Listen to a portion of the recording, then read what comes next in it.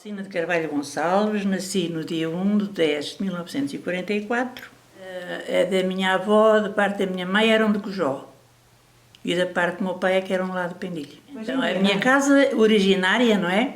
A casa dos meus pais originária era uma cozinha, tinha um caniço, não é? Para secar as castanhas, o que levava a ter muito fumo, não é? Mais tarde, passado há uns anos, já não foi assim, mas quando eu nasci, ainda cresci nessa casa assim, uma cozinha com um caniço, que é assim que se chamava, para secar as castanhas. Mas Pendilho não é terra de castanhas, ou era? Era. Não era assim Agora... daquela produção muito grande, mas só nós tínhamos muitas. É assim, não havia produção para fora, não é? Tudo o que se produzia lá em Castanha, penso que na altura não se vendiam, era para nós comermos. Mas, por exemplo, os meus pais tinham imensas castanhas. O tempo em que se criou havia separação de salas? Sim, como é que claro. Os rapazes para um lado e as raparigas para o outro. Depois, eu tive uma particularidade que era a seguinte. Nós éramos muitos irmãos. Os meus pais tinham muitas terras, tinham gado, tinham vacas, tinham isso tudo. Tínhamos uma quinta onde o gado dormia e o pastor ia com elas. E então, na minha escola, no meu tempo de escola, eu não tenho nunca nenhuma ideia de ir a brincar com as minhas colegas para a escola. Porque quando de manhã, quando a professora dizia vir embora, eu ia à quinta, que era 1 hora de caminho para 1 hora e meia, e dei volta, buscar o leite para depois a minha mãe fazer o queijo. Portanto, o meu intervalo do almoço era ir buscar o leite à quinta e depois comer a correr e ainda ir brincar um bocadinho, que era pouco. Ia a correr e vinha, claro. Nós éramos 8 irmãos, nasceram 13, morreram 5 pequeninos e fomos criados 8, 2 rapazes e 6 raparigas. Sendo que os rapazes estiveram pouco tempo juntos connosco. O mais velho foi para o seminário com 10 anos ou 12, andou lá 8 anos e depois foi para o Porto trabalhar e tirar curso de engenharia, e esse que morreu com 39 anos, exatamente nas vésperas do meu casamento. E o outro meu irmão também andou a estudar, entretanto foi para a Força Aérea também muito novo. Há uma irmã minha que foi criada com os meus tios a partir dos 6 anos, e portanto em casa ficamos, a outra mais velha casou também muito nova, em casa ficámos mais tempo, 4 raparigas. Nunca sentiu diferença no tratamento entre rapazes e raparigas, porque também não esteve lá em casa? Mas também não houve, mas não havia, na altura não havia, não. E ainda tinha outra coisa, a minha irmã tinha uma padaria mais velha, estava casada, tinha a padaria lá de Pendilho, e eu de manhã, antes de ir para a escola, ainda dar a volta a vender o pão. Portanto, ia às 8 horas, dava a volta com o pão, vendia-o todo, nunca vinha para casa com nenhum porque eu não gostava, vendia todo. E eu que levava e depois às 9 horas ia para a escola. E depois ao meio-dia saíamos, ia buscar o leite e depois ia outra vez para a escola e depois vinha ajudar a minha mãe com as cabras ou fazer outra coisa qualquer. Também já trabalhos para casa, os chamados TPCs? Nos intervalos. Melhor, evitar fazer os trabalhos em casa porque tinha trabalhos da escola para fazer? Não, isso não era, porque isso a minha mãe dava-nos espaço para nós estudarmos. Eu desde pequena queria ser enfermeira, mas como eu às 8h30 da noite tinha que ir para a cama, que não, era merecia. E a minha mãe dizia que eu não devia ser uma grande enfermeira, tinha que fazer noites, como é que eu fazia? Essa era uma característica. E a outra era, eu não podia ver sangue, eu desmaiava quando via sangue. Portanto, por estes 2 motivos, a minha mãe dizia que eu nunca podia ser enfermeira. Primeiro tinha que fazer noites e depois tinha que lidar com sangue, como era normal, não é? Só que, entretanto, muito bem, eu tive casada 3 meses com um rapaz aos 20 anos, não é? Casámos pelo civil, não é? Pronto, eu namorava o rapaz. Entretanto, meu pai não gostava e eu levava muita tarefa por causa desse rapaz. Entretanto, decidimos então casar e fomos um dia tratar dos papéis para o casamento e passado 2 dias ou 3 aparece uma rapariga a dizer que o rapaz que lhe devia casamento. Eu disse, rapariga, esta deve que a mim não me deve nada. Porque havia uma característica minha que sempre foi minha desde o princípio. Podia namorar um rapaz, ou 2 ou 3, foi os que eu namorei, foram 3. Mas nunca me tocavam. Nem um beijo sequer. Porque assim, eu pensava, se nós casarmos, temos tempo de brincar, fazer o que temos a fazer. Se não casarmos, não quero ter vergonha de passar por ti. Portanto, porque as raparigas da minha terra, quando nós íamos para a igreja, agora aquilo está diferente, mas tinha ali um jardim, tinha ali um muro, e então as raparigas ao passar ali, com aquelas capuchas que a gente usava na altura, tapavam a cara. como quem tem vergonha de passar ali. E eu isso fazia-me confusão, porque eu não tinha vergonha para passar ali coisa nenhuma, estivesse quem estivesse. Não é? E por isso, o rapazinho, entretanto, pronto, a rapariga andou atrás dele com CA, e eu, a partir desse momento, portei radical. Então, estive casada 3 meses pelo civil, que era o tempo que esperavam o casamento da igreja, que não chegou a concluir. Portanto, isto era 20 anos que eu tinha, não é? Quando esta situação sucedeu do casamento, tinha 20 anos. Então eu pedi ao meu pai se ele deixava ou se me ajudava a fazer o exame de admissão para a enfermagem. Eu tinha na altura a 4ª classe e com a 4ª classe ia-se para o curso auxiliar de enfermagem. Então eu tinha os meus 2 irmãos em Lisboa e o meu pai disse, então vais fazer o exame. Fui fazer o exame à escola Artur Ravar em Lisboa e nessa altura já estava assim a pensar que a escola não iria receber com a 4ª classe, mas sim só com o 2º ano. Então o meu irmão mais velho disse, vais também fazer ao Porto ou São João, e eu fiquei bem nas duas, então optei por Lisboa por estarem lá os meus irmãos. Fiz o curso auxiliar, com a especialidade de saúde mental e psiquiátrica integrada, neste primeiro curso. Depois fui sempre estudando, porque era uma coisa que eu sempre gostei de miúdo, era de estudar. Então fui sempre estudando, terminei a carreira licenciada. Passando por todo o resto de criar 3 filhos. No seu tempo não era uma coisa propriamente fácil de acontecer, não é? Mas, de facto, foi assim que aconteceu ao longo da minha vida profissional. Trabalhei muito tempo nos centros de saúde, nos cuidados de saúde primários, Gastrodai em Vila Nova de Paiva, concretamente. Depois vim para Viseu, por não conseguir a transferência a nível do centro de saúde, concorri para a saúde mental, que era a minha área de especialidade, e lá terminei ao fim de 12 anos da minha carreira. E, entretanto, trabalhei na Casa de Saúde, dei muita formação no Centro de Formação Profissional, 3.000 e tal horas de formação que dei lá, ao longo de 13 anos, na área da geriatria. Defino-me como pessoa, porque eu fui com vocação. Não fui só por ir, por gostar não sei o quê, mas eu dava-me mesmo, não... Quer dizer, eu não me recordo, com esta idade não me recordo, depois eu me lembro de ser gente e já ter consciência do meu trabalho, algum dia alguém me pedir alguma coisa que eu não tivesse feito podendo.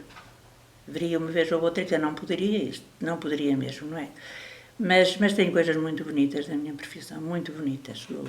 A amizade com colegas, o trabalho em si, o trabalho em equipa e depois o ter sempre a sensação, porque era a verdade, de que as pessoas confiavam plenamente em mim, tanto auxiliares como colegas, alguma coisa, algum problema ou isso. E eu ficava contente quando elas me diziam, eu venho falar contigo porque sei que tu não repetes com ninguém aquilo que a gente diz. E, portanto, isso era gratificante, porque também era isso que acontecia, não é? As coisas me diziam para mim, mesmo depois me perguntavam se eu sabia, eu não sabia para dar às outras. Sabia para mim, não é? Mas não para partilhar com os outros. Formou, não é? Já tinham seus filhos, ou seja... Quando terminei a licenciatura em enfermagem, já foi quando me reformei. Eu tirei a licenciatura em 2000 e reformei-me em 2001. Portanto, foram estes anos todos. Vários anos. Mas foi muito bom, porque eu gostei sempre muito de estudar. E aproveitava também todas as oportunidades. E tive assim o prazer de quando fui para a licenciatura, concorremos 400 e tal a nível do Distrito de Viseu. E eu fiquei em primeiro lugar. Fiquei muito contente com isso, porque eu tinha tudo. Tinha desde artigos do jornal, tinha tudo. E que outras ocupações teve ao longo da vida? Portanto, desde ser pastora de gado, trabalhar nas terras quando de casa dos meus pais, depois na área da enfermagem, então, já disse, e a nível de família, depois tivemos 3 filhos, pronto. Depois o primeiro passo de conhecer o meu marido foi realmente numa viagem daqui para Lisboa, embora estejamos os dois na mesma terra, não é? Mas foi numa viagem daqui para Lisboa que começou a conversa, não é? Como ele percebeu logo que eu não era fácil de conquistar, não é? Então pediu-me para ser madrinha de guerra. E foi assim que a coisa começou. Tinha de começar por algum lado. Só começado há pouco tempo, eu já gostava muito dele. Depois ele pede-me namoro, eu dei-lhe para trás, digo que não senhora, que tenho que tirar o curso primeiro. E depois pronto, casámos ao fim de 3 anos, exatamente tínhamos o casamento marcado para 2 de agosto. E o meu irmão mais velho, com quem eu vivia, que era engenheiro eletrotécnico, morreu de repente. De maneira que foi uma coisa muito dura na minha vida. Casei de preto, porque não podia ver ninguém de branco. Não estreiei o vestido de noiva, que ainda o tenho, graças a Deus, ainda o tenho. Mas está por estrear. De maneira que foi esse, o primeiro embate duro da minha vida foi esse, na família. Enquanto estava em Lisboa, pois os meus pais, os meus irmãos sempre que iam, o meu irmão alugou casa quando eu acabei o curso, e ficámos os dois, entretanto ele morreu, entretanto nós casámos, e tivemos 3 filhos. O mais velho morreu com 42 anos, há 10 anos. O Jorge deixou uma menina, minha neta. A Sandra, que está casada e está em Évora, e o outro que é sacerdote e está de diretor do Colégio Português em Roma. Nunca se viu imigrada?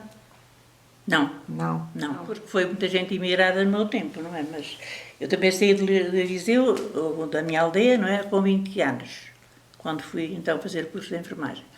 E depois praticamente só leio nas férias, não é? São as principais festas da aldeia? 15 de agosto. É a mais importante. Depois, quando eu era miúda, celebrava-se também o São João, o São Pedro, que era dia Santos, o dia de São José. Havia vários dias santos que, entretanto, foram cortados do calendário. O mais importante era o 15 de agosto, por ter a novena e também, como era nova e gostava de dançar, também havia os ramos, os ranchos que se organizavam, que ainda hoje se organizam, não é? Para levar os ramos e tal. Então isso era, para mim, era o mais... Não era o mais importante, mas era uma coisa que fazia... Que gostava de que eu gostava de partilhar. Uhum. E depois o Natal, isso sem dúvida, né? Depois a Páscoa também. E outras festas, o Corpo de Deus e assim, portanto, eram sempre festas que eram muito bem vividas na minha aldeia. Quando eu era miúda, eu era da Ação Católica e nós formávamos sempre nestas festas. Portanto, para mim era sempre uma festa quando havia uma festa. E a novena em Pendilha é a Senhora da Assunção. Pronto, agora aqui há lá uma... Fazem uma novena à Senhora da Piedade. Não sei bem se é a Senhora da Piedade ou se é a Senhora de Pé de Seguro, que é uma capela particular que lá existe. Sim, fazem uma novena exatamente. Também. Agora a novena oficial da paróquia é a Senhora da Assunção. Era nessa que participava? Sim. Okay. Sim, eu quando falou pensei que estava a falar Não, Senhora da Assunção. Outra. Dos Ramos. Sim. Então, a paróquia está dividida em 5 bairros, penso eu, que são 5 bairros. E cada bairro, nesta festa, para angariar dinheiro para as coisas das festas, não é? Então cada bairro faz o seu ramo. E é um despique muito grande. Agora são notas que se levam, mas na altura eram coisas da terra, não é? Era o mel, era o trigo, era frangos, era pronto. E eram outras coisas, salpicões também, as chouriças. E então, depois tínhamos os ensaios uns dias antes, não é? E fazia-se o ramo, e depois cada ramo levava o seu rancho atrás, cada bairro. Era muito simpático, por acaso. Ainda existe, agora já com menos... Mas ainda existe. Não, nunca fui mordomo. O meu pai foi mordomo do senhor alguma vez, não é? O meu tio, que morreu com 95 anos, foi tesoureiro da igreja mais de 50 anos. Não sei quantos foram, mas sei que foi muito tempo. Desde que começou até que morreu. Em princípio, penso que ficou a minha irmã há algum tempo. E entretanto, outras pessoas. A Jacinta. A Dona Jacinta. Foi. E ele então que deixou. Exatamente. Foi, sim, senhor. É assim. Eu agora devo confessar que já há vários anos, especialmente depois que o meu filho morreu, que a festa para mim é um dia de festa, que é para a Senhora da Assunção, mas pronto. Agora, antigamente era muito alegre, porque havia muita juventude. A juventude congregava-se nas ranchos que depois iam acompanhar o ramo, e eram dias de brincadeira, não é? Depois, enquanto íamos para os ensaios e tal, era muito bom. Eu gosto de música, gostava de ouvir a música a tocar.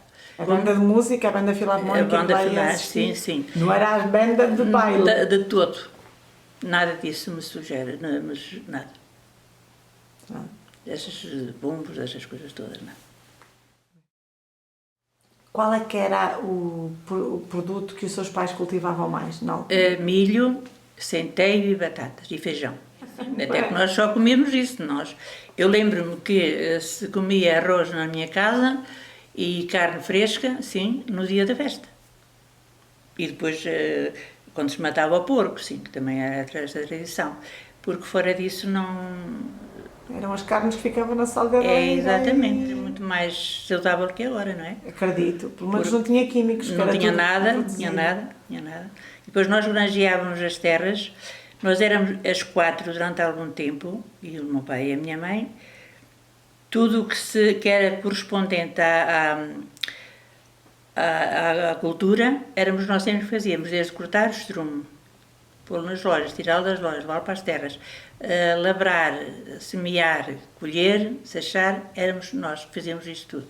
Chegámos a ter mais de 200 alqueires de milho e éramos nós que fazíamos isto tudo. Alguma vez venderam? Vendíamos. Vendíamos. E as terras eram todas vossas? Tinham todas nossas. Porque o meu pai, de 2 em 2 anos, nascia-lhe um filho e o meu pai comprava um terreno. Porque achava que o filho já ia ter necessidade de comer, não é? Então, o meu pai nunca gostou de andar a comprar o pão assim ao quilo, porque não rendia nada, não é? Então, de 2 em 2 anos, nascia-lhe um filho. E de 2 em 2 anos, o meu pai comprava um terreno. Que lá estão agora as gestas. Como é que era a jornada no campo? De nascer do sol até pôr do sol. E alguma vez foi trabalhar para fora, para terrenos de outras pessoas? Não, nunca fui. Só fui uma vez, que o meu pai me mandou lá, tinha eu 15 anos, a senhora da Carvalha, que lá lhe devia alguma obrigação e eu fui lá pagar com o dia da cegada. De resto, nunca fomos nem para nada, de parte nenhuma. Nós tínhamos mais que trabalho para nós. Já tinha muitos terrenos para tomar conta, não era? Era, nunca fomos. Era trabalho à enxada e à arado. Já havia tratores? Não, os tratores vieram muito mais tarde. As vacas, a labrar aquilo tudo, era o arado, a junta das vacas, que lá labravam, e depois nós semeávamos e colhíamos. Regávamos, pronto, fazíamos o trabalho todo. E alguma vez foi para essas desfolhadas? Das outras pessoas, não. Normalmente eram as nossas. Mas vinham outras pessoas para as vossas? Vinham ajudar. Vocês tinham muitos terrenos, tinham muito material, não é? Sim, às vezes também íamos ajudar os outros nessa... Isso era muito divertido por causa dos caretas que apareciam. Os caretas era assim, havia duas coisas. Quando havia uma espiga que era vermelha, quem a apanhava tinha que dar um beijo a toda a gente que estava a desfolhar a roda. E os caretas eram rapazes, normalmente, não é, que se tapavam com lençol, mascaravam-se, não é? E depois iam assim, a gente tinha que adivinhar quem era. Eles falavam, sim. E depois nós tínhamos que adivinhar quem era. E fazia-se assim umas brincadeiras por lá. Isso, as cegadas também eram uma coisa... Era mais cansativo. Era mais cansativo, mas era muito alegre também. Que era de dia, ao sol, enquanto que a desfolhada até podia também ir à noite. Era à noite. Nas noites de luar, Era à noite. Era um bocadinho puxado porque levava muito tempo a esfolhar o milho, não é? A gente estava lá até à tarde e depois ao outro dia tínhamos que levantar cedo. Também depois faziam aquelas merendas para as pessoas que vos iam ajudar. Era espetacular. Olha, continham bacalhau frito, picão, chouriça, bacalhau, sem ser frito. Mas também já havia quem levasse almoço de cozinha. Portanto, normalmente estas merendas era no nosso caso. Íamos todos trabalhar, levávamos a merenda, não é? No caso de trazermos pessoas de fora, então já era outra coisa. Era de manhã a sopa, as batatas com carne, assim daquela carne derretida que se punha assim por cima. E depois ao meio-dia normalmente era arroz de feijão, ou assim, e a sopa também. Não havia o hábito do meio da manhã se comer. Era mais ao lanche à tarde. E o lanche à tarde então era o pão, as azeitonas, o vinho e eventualmente também algum salpicãozito ou isso. E depois à noite a sair ao jantar e umas batatas cozidas também, que era o normal. Das freguesias do Concelho de Vila Nova, mais nenhuma faz pão de milho como faz pendilho. Ainda faz. Era esse que a gente comia na altura, o pão de milho, claro. O peixe que existia lá, que seria o peixe de rio? É quem eu pescava, não é? Fora disso era a sardinha, salgada. E as carnes eram essencialmente de quê? Porco.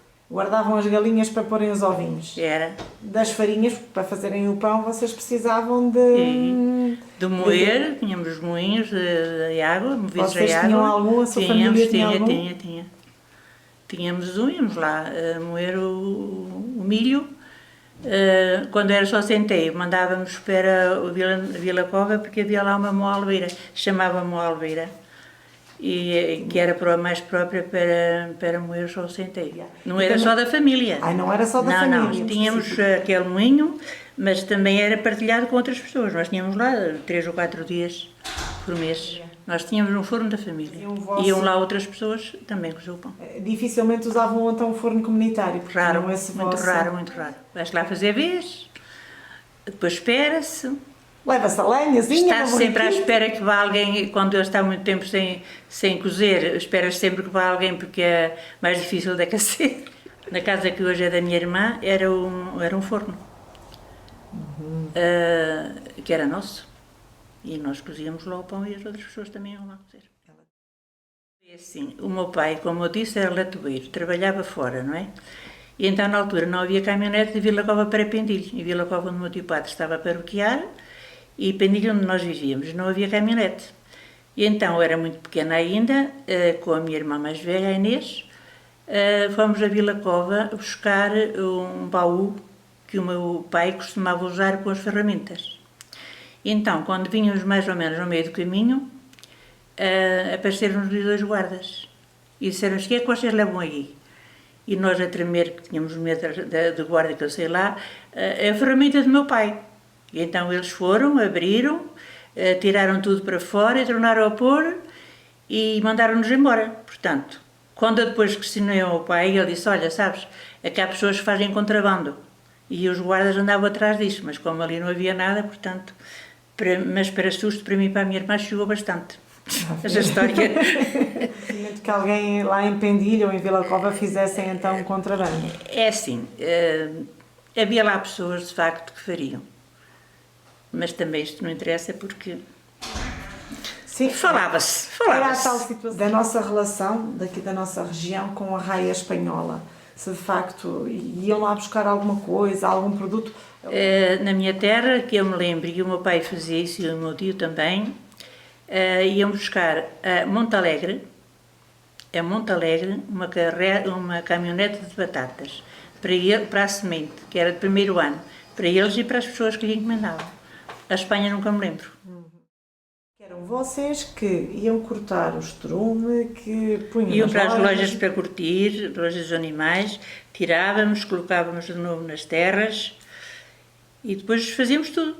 Lavrávamos, semeávamos, sachávamos, colhíamos, preparávamos tudo para moer o pão e íamos moer o pão. Portanto, todo o trabalho, desde do nascimento dos produtos, do milho e do centeio, das batatas, desde o princípio ao fim, nós fazíamos isto tudo em casa. Nada se perdia, porque, por exemplo, havia as galinhas, havia os porcos, isso tudo. Portanto, todos os restos de comida iam a ser aproveitados, não é?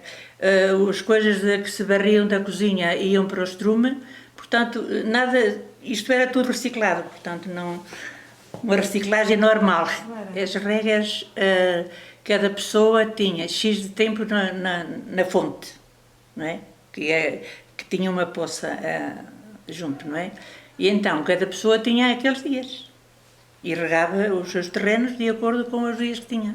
Vocês, da água que tinham um terreno, que tinha uma fonte? Sim. E vocês ainda chegaram a dar água dessa fonte para algumas pessoas? Aos que precisavam. Também com esse sistema? Sim. Hoje vais tu regar, amanhã vais tu. Exatamente. Tinham de deixar encher a poça. Exatamente. E depois, quando veio pela CEE a elaboração das regras, eu fui a primeira pessoa, de facto, em Pendilha a promover isso, porque eu tinha turinas na altura, tinha 4 turinas e bezerros disso. E então, quando entramos para a CEE, eu vinha a todas as reuniões aqui a Viseu, e não levava as novidades, mas como era só eu que vinha, a novidade era só eu e, portanto, as mentalidades era difícil. E quando aqui propuseram para se fazer as regras, para se fazer os regadios, era os regadios. E então eu levei as normas todas que era preciso e tal, e chegámos lá à Pendilha, reunimos o pessoal todo, e eu disse aquilo que era necessário para termos, porque os regos eram na terra e sumia-se muita água. Era para canalizar essas águas. E então eu fiz tudo como tinham dito aqui que se devia fazer. E toda a malta, não é, da aldeia, e depois fazer-se lá uma votação, e depois não sei o quê. Portanto, nós fizemos isto tudo.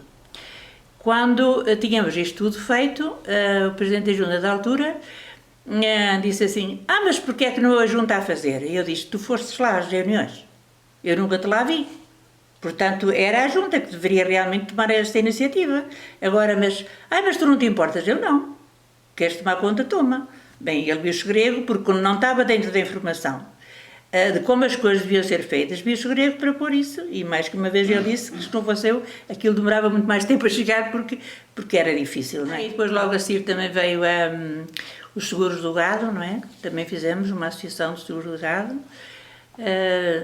Pronto, eu tinha a iniciativa, mas nunca ficava, mesmo nos órgãos de gestão, porque tinha a perspectiva, como de facto vinha a acontecer, que eu não ia lá ficar eternamente.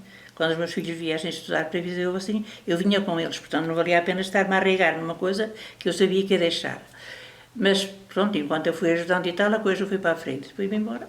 A Pendilha é uma terra com muitos chás, com muitas abelhinhas que trazem o abelhas, mel. sim.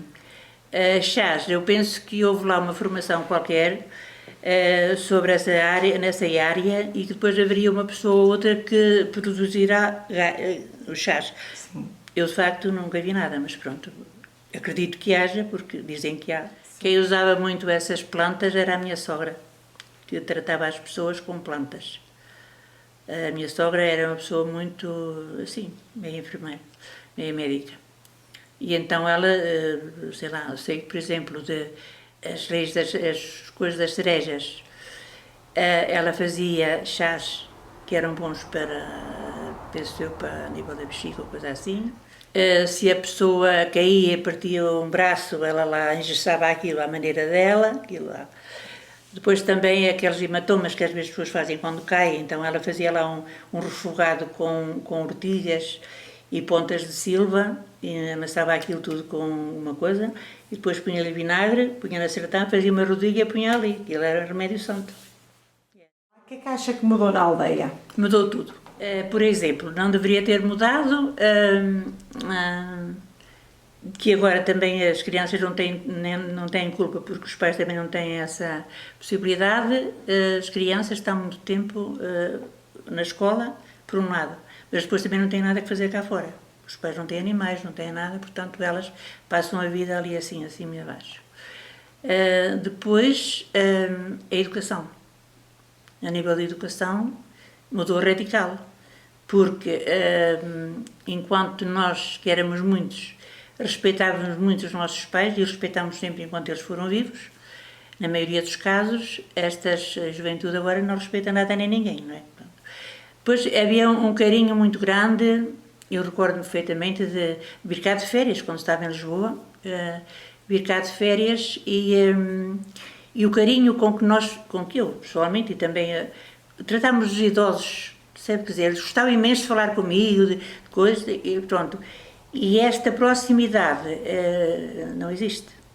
Quer dizer, hoje em dia a juventude anda abaixo e acima e faz... Não há, quer dizer... Por exemplo, a gente às vezes dava uma coisita qualquer a uma pessoa e ela ficava grata para o resto da vida. Agora pode-se lhe dar o que for que não... E não é agradecimento de dizer muito obrigado, não sei o quê, não é isso. É aquela delicadeza que é normal. Nos dá uma coisita qualquer. Boa tarde, às vezes ficam a também faltar, não, também não existe. Mas é difícil, porque durante o tempo que eu estive a ver em Viseu, lá em Pendilha, eu queria lá um clube de raparigas miúdas. E então este clube funcionava na minha casa, ela é uma monitora aqui de Viseu, um clube, e dava-nos formação humana e também formação cristã, não é? Na formação humana, uma sobrinha minha, a Anitta, que é espetacular, e a Joana, que é a mulher do Patrício, eram as monitoras que iam de lá dar, uma dava bricolagem e a outra dava mais a nível da alimentação, de como fazer da alimentação. Depois as de Viseu também ajudavam isso no sentido das receitas e assim, portanto, este clube durou 10 anos, foi o tempo que eu lá estive, depois vim embora, não é? E de facto as miúdas nesse tempo eram, pronto, ainda eram, não é? Estamos a falar de 2010, por aí assim. E as miúdas ainda eram acessíveis e depois pronto, a minha casa estava disponível para elas fazerem o que quisessem. Elas iam para lá para o clube, para a parte do clube, que era o primeiro andar, mas se precisassem fosse torreiros de chão, elas iam para o do arroz não, acho que nunca fizeram, mas do açúcar, da farinha e dessas coisas todas, elas iam à procura e iam fazer, eu dava essa liberdade às miúdas. E elas também aproveitavam e pronto, foi bom. Há uma coisa que também é muito, que a mim me confunde bastante, porque isto também não é só de Pendilha, as miúdas, desde muito novas, muito precocemente procuram, pronto, não serem virgens. E isto para mim é uma coisa que me choca profundamente, porque no meu tempo o rapaz estava além e eu aqui. Que nem seja tanto assim agora, então está bem. Agora uma miúda que um dia me veio perguntar, com 12 anos, até que quando é que ela devia deixar de ser virgem, quer dizer, é uma coisa que tenho uma neta com 13 anos, peço a Deus que ela não pense umas coisas dessas, não é? Questões mais económicas. Quer dizer, entre aquilo que eu fui criada e agora não tem nada a ver. Não havia estrada, não havia coisa nenhuma, não é? Hoje vive-se melhor, muito melhor, apesar do custo de vida ser alto, como em todo lado. Economicamente vive-se melhor e eu registrei com muita tristeza há 2 ou 3 dias a falar com uma pessoa de lá que precisou de uma pessoa para trabalhar e foi a 9 casas, 9 senhoras que estão em casa e nenhuma delas esteve disponível para ir trabalhar um mês numa necessidade urgente que de facto a pessoa tinha. Não acontecia isso antigamente. Antigamente, estavam prontos para se ajudarem uns aos sempre, outros. mas não era nem por dinheiro nem nada, quer dizer, como disse há bocadinho, eu nunca me lembro, depois de ser gente, que alguém tivesse pedido uma coisa que eu ainda não o tivesse feito. Mas também havia muita gente que fazia isso, não é? Pedia-se uma coisa qualquer e as pessoas não estavam à espera logo de outra coisa, não é? E agora não é assim. À saúde, isto agora está 100% melhor, não é? Gostei dessa. 100% melhor, porque repare, quer dizer, agora ali a enfermeira, quer dizer, minhas horas vagas eu não tinha vida muito de família, quando eu estava lá a viver, não é? Havia assim umas pessoas que davam injeções e tal, e eu mandava sempre às pessoas que não tinha tempo para o fazer, não é? Agora não tem nada a ver.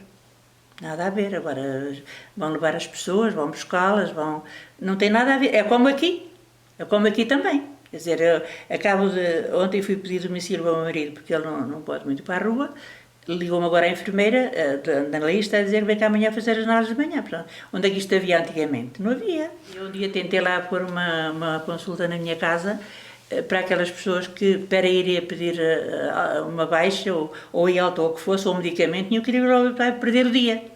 E então eu pus lá na minha casa... Sim, carro de manhã só vinham à noite. Tarde. E então eu pus lá ainda essa questão na minha casa também, durante algum tempo. Pronto.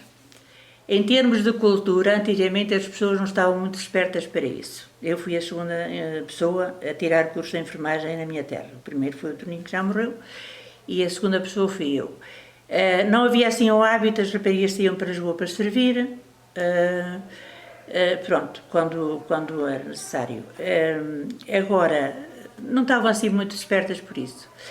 Eu penso que agora já começam a estar bastante interessadas, porque houve a Colpic, por exemplo, que era promovida pela minha irmã, que fez lá imensas coisas, nada vingou, portanto tudo foi à vida. O meu clube, enquanto eu lá estive, andou, agora também foi à vida, não é? E portanto, agora eu fico muito contente quando ouço dizer que já lá há uns baloiços para os idosos lá não sei aonde, em Balsaleira não sei onde, e que há outras iniciativas boas que realmente que não havia e que eu também não estou tão a par porque eu vou lá 1 ou 2 vezes por ano a Pendilho, portanto, apesar de estar perto. As pessoas não estão isoladas porque têm muitos meios de comunicação, não é? Agora, nota-se que realmente os idosos ficam mais por casa, os que não estão no lar, E pronto, a gente chega lá um dia de inverno e não encontra ninguém na rua. Para mim, correu muito melhor do que os meus pais. Porque os meus pais nunca tiveram subsídio de nada, tinham um monte de filhos, tinham que ganhar para eles, sem subsídios, sem absolutamente nada, não é? E na minha vida, desde que eu nasci e que fiquei profissional, sempre tive ajuda. Sempre tive o abono de família, sempre tive, mesmo fazer os cursos todos que fiz, foi sempre com bolsa, portanto tive a vida muito facilitada nessa área. Formar-se em enfermagem, ter uma família para gerir não e dava. O seu trabalho foi a primeira mulher. Foi. Não é? A enfermagem, sim. Exatamente. E havia lá um outro engenheiro, mas assim, pessoas formadas não me recordo que haja. Eu, quando casei, estava em Lisboa e quando eu estava a trabalhar lá, ainda solteira, ouvi as minhas colegas dizer que os filhos delas no verão que ficavam os preguiçosos, uns marotos, os malandros, que as mães iam trabalhar, ao meio-dia tinham que chamar porque as noites passavam, não sei o quê. E eu pensava assim, eu quero ter filhos, mas não malandros. Portanto, quero dar ferramentas aos meus filhos que eles não sejam malandros. E isso levou com que, um dos motivos, não foi o único, que eu viesse de Lisboa para Pendilho. Entretanto, a minha irmã ajudou-me muito nessa área dos miúdos quando pequenos. O meu filho mais velho tinha 3 anos quando viemos e então a minha irmã ajudou-me muito. Portanto, nasceu a miúda, portanto, nasceu o mais novo e a minha irmã, enquanto estiveram em Pendilha, ajudou-me muito. Ela trabalhava em Vila Cova, eu tinha horário de acordo, porque foi possível fazê-lo. Eu entrava às 8h30, ela entrava às 8 e à tarde eu saía às 4h30, ela saía às 5. Portanto, durante vários anos foi assim que gerimos as coisas dos miúdos. Ela ficava lá com eles, ela ia auxiliar na escola, e teve essa possibilidade e esse carinho de facto me ajudar, não sendo preciso deixá-los a ninguém de fora. Hoje em dia Eu tive muita sorte, e isso devo à minha irmã e com muito carinho, porque os meus filhos foram criados não só na terra, portanto eles trabalhavam na terra, os mais velhos, não é? Engraçado que a minha irmã uma vez pôs o meu mais pequenito, tinha pai 9 meses, fez um buraco na terra e pôs lá um miúdo para ele fazer assim com as mãos. E eu quando lá cheguei vi o garoto assim, eu disse, o quê? Deixa-o porque é assim que eles aprendem. É assim que eles gostam de estar. Portanto, a minha irmã foi uma ajuda muito grande enquanto eles foram pequenos. Depois, quando o mais novo veio para o ciclo, que viemos para aqui, então a partir daí, pronto, ficamos aqui. Portanto, não tive esse problema de ter amas, nem... Só a mais velha que teve a ama em Lisboa durante os 2 primeiros anos que eu estive, os 3 primeiros anos que ele viveu. Depois, quando viemos para aqui, foi a minha irmã que fez o favor de ter essa tarefa. Onde é que estava quando se deu o 25 de Abril? Em Vila Nova de Paiva. É assim, o meu marido estava na Marinha na altura, não é? Portanto, ao ouvir essas notícias todas do 25 de Abril, eu fiquei a tremer, não é? Porque não se sabia o que é que ia acontecer, não é? Entretanto, eu consegui falar com o marido explicou-me que estava em casa e que lhe disseram a eles para ficarem em casa e isso tudo, pronto. E, entretanto, com tranquilidade, num sentido, ele estava bem, com muita preocupação noutra, porque os padres eram os primeiros a ser executados e o meu tio padre estava em Vila Cova da Coalheira. E a primeira pessoa que eu assisti que estava a ser perseguida foi o padre Silvio. E então, houve um dia, pois, isso eu recebi a notícia, como o meu marido estava bem, tranquilizou-me e tal, pronto, e a vida ali continuava, não é? Quando começaram a vir então lá essas pessoas todas para fazer os copcones, essas coisas todas, houve um dia que eu estava de serviço e de repente ouvi um alvoroço muito grande. Vim até à vila, porque eu estava no posto clínico, era lá em cima, a saída para os Alhais, e eu morava naquela da Casa da Câmara. Daquela está mesmo ao lado. E entretanto, à hora do almoço, vim ver o que é que se passava. E então, cheguei à frente da Câmara e já estava muita gente com bandeiras, com isso, o Padre Silvio não sei o quê, e eu dirigi-me à casa do Padre Silvio. Éramos amigos e eu dirigi-me à casa dele. Estava ali a irmã, sentados à lareira, e então, o primeiro a ser executado era ele, da lista que, entretanto, as pessoas tiveram conhecimento. E quando um professor na escola disse que vinhamos levar o Padre Sílvio, os garotos saíram porta fora, não esperaram mais nada. Saíram porta fora, chamaram todos e foram para a vila. Daqui a nada já havia cartaz por tudo quanto era sítio a defender o Padre Sílvio. De tal maneira que eles iam, de facto, se iam com a intenção de o levar preso, não conseguiram levar os militares. Não é? Recordo um pormenor que os de Fráguas iam então ao meio do caminho com paus, com forquilhas, com enxadas e com tudo, as armas que tinham na mão. Esse foi o mais, a coisa mais que eu vi. Depois essa história de se protegerem. Portanto, eu tinha um meu tio padre, não é? O meu pai, como tinha andado lá para a Raia de Espanha assim a trabalhar, então sabia alguns sítios onde eles podiam fugir sem serem apanhados. Graças a Deus não foi necessário, mas foram momentos muito aflitivos, muito aflitivos. O 25 de Abril, como foi feito, foi bom, não podemos dizer que os militares foram espetaculares. A única coisa que correu mal foi não deixarem que, a seguir ao 25 de Abril, os empresários e essas pessoas se organizassem e continuassem a trabalhar. Recordo que havia uma quantidade de empresários que em fevereiro do ano seguinte, já se passou um ano, e em fevereiro do ano seguinte reuniram-se para evitar aquelas fechar as empresas e serem assaltados lá por chão. Então eles reuniram-se para ver o que conseguiam fazer. E de facto a carta que eles fizeram nessa altura era muito importante, só que ninguém ouviu, não é?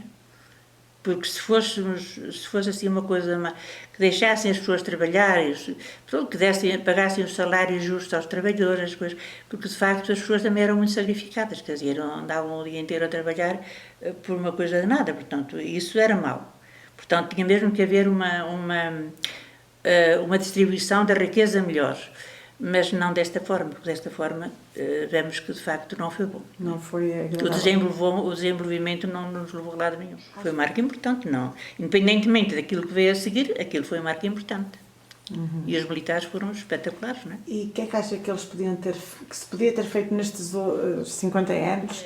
Isto que eu dizia há bocadinho, portanto, deixando que as pessoas que tinham empresas, depois continuassem com as empresas e dessem uma vida melhor aos trabalhadores. Eu penso que se isto tivesse sido conseguido, que não se tivesse desbaratado as coisas como se desbarataram, que o nosso país não teria que chegar a este ponto.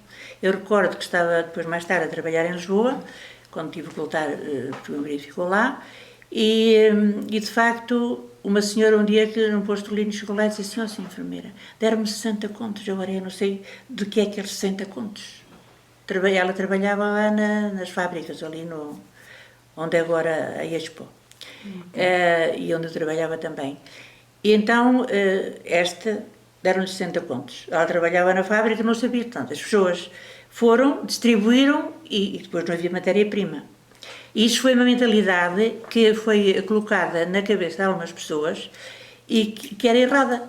E eu recordo, quando eu fiz um curso aqui em Viseu, entretanto, fiz um curso aqui em Viseu e o professor que estava a dar era um advogado recém-licenciado, e houve uma coisa que ele estava a dizer, que era, numa pirâmide, uma pessoa... toda a gente recebe o seu ordenado de acordo com a categoria que tem, mas depois no fim do ano o dono tinha que distribuir por todos o lucro. E eu, como estas coisas era tão injusto, saltava-me logo e disse: "Não, então distribui o lucro por todos, não é? Então, e depois onde vai buscar dinheiro para a matéria-prima, para comprar mais uma máquina, para compor a outra, onde é que ele vai buscar? Se não tem nada, se distribuiu por todos o lucro, então vai buscar o quê?"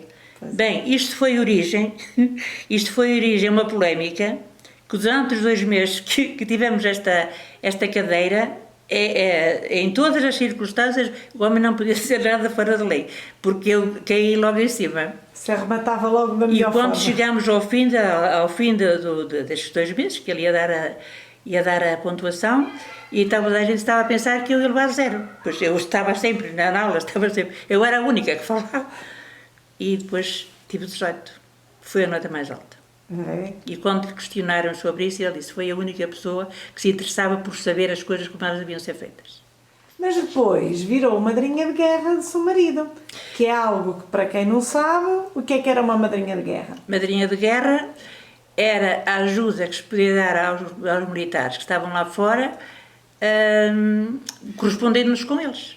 O marido estava na Guiné quando veio cá passar as férias da Páscoa e eu vim também passar as primeiras férias do meu curso. E quando íamos para Lisboa na Páscoa, fomos juntos daqui para Lisboa e ele começou a meter conversa comigo e lá fomos falando, éramos os dois da mesma terra, fomos falando. E entretanto ele foi prudente, não é? Porque eu tinha a fama que era difícil de conquistar, não é? E então ele foi prudente, não falou nada, só me pediu a direção. Olha, posso ficar a minha madrinha de guerra? E eu disse, pois posso. E dei-lhe a direção nas costas de uma fotografia que era requisito de vida. E então começámos a escrever como madrinha de guerra, mas eu já quando me despedi dele, eu olhei com muito carinho, porque eu fiquei logo apaixonada, esta foi a verdade.